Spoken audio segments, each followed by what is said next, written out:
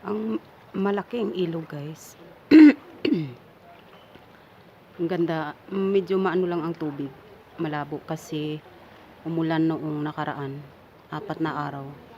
Kaya medyo malabo yung tubig. Pero yan ang barko nila. Ang kanilang boat. Na dyan sumasakay yung mga tao pa.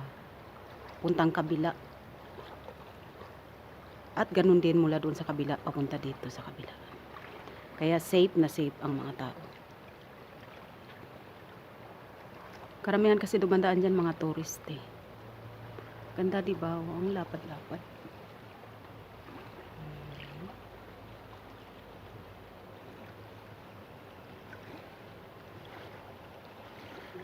Ganda sana ito kung mas ano yung tubig, mas malinaw. So ayan. Tapos ayan ang kanilang plastic na bulaklak.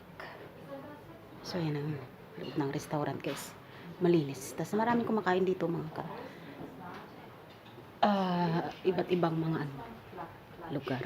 Galing sa iba't ibang lugar. So ayan, ang ganda.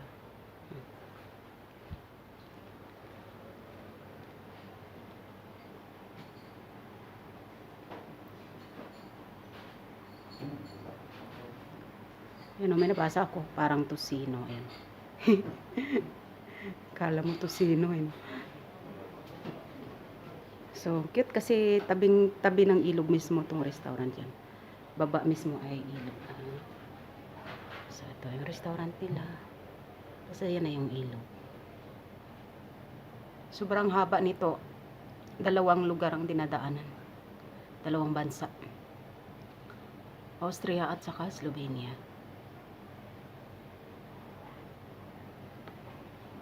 So, yeah. Tulay na sa labas. Tapos, yan naman ang loob.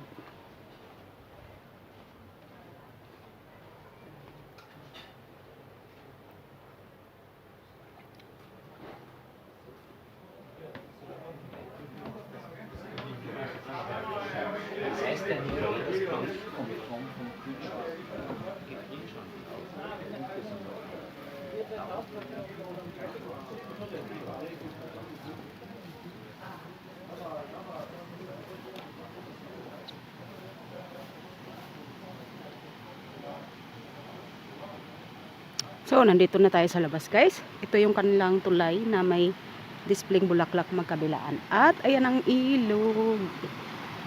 Oh, ayan ang ilog. So, punta tayo banda doon sa pinaka ng bungad ng tumatawid na mga turista. Ayan muna ang napakagandang bulaklak. At ayan ang dyan nakatira yata ang driver ng barko na or boat na yan na sinasakyan ng mga pasahero mula doon sa kabila. So ayan. Ang cute ng bahay na yan, di ba? Ang cute. Gusto ko yung mga bahay na yari sa sa kahoy. Gusto ko yung mga yan kasi masarap sa mata. Yun, ang ganda, no, di ba? Oh, may bike sa loob. Yan. So, ito namang mga bulaklak is medyo nag-brown na yung iba. Pero ang ganda niyan kung puro fresh yung bulaklak niya. Grabe.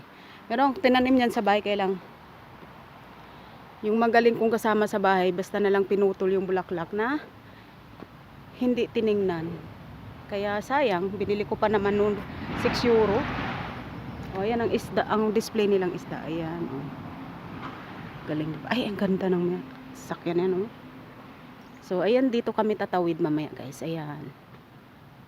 Ayan. So, diba, ayan ang tulay. At ang barko na palipat-lipat mula kabila hanggang kabila. Mula kabila tapos lipat sa kabila. Ayan, ganda ng sasakyan ano.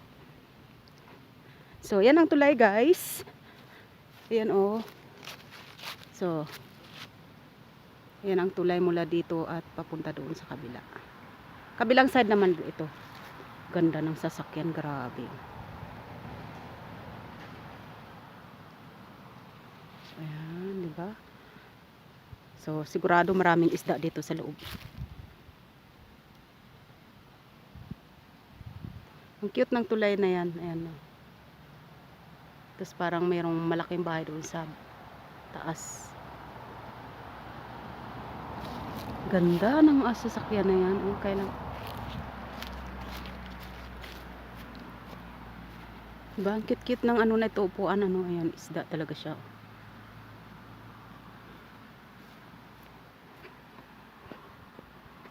Ayan, ganda ng bahay. Grabe yung sasakyan, ganda. Cabrio. So, ayun. Picturean natin din sa gilid. Ayan, oh. Ganda. Diba? Kung amin sana yan, hindi. Nangarap muna tayo, guys, ng gising kasi ganun talaga. So, ang pangarap is nagiging totoo yan kapag nangarap tayo ng nangarap at sabayan ng sipag. Maraming salamat po, guys, sa inyong walang sawang pagsuporta sa aking small channel. Thank you so much. Have a nice day.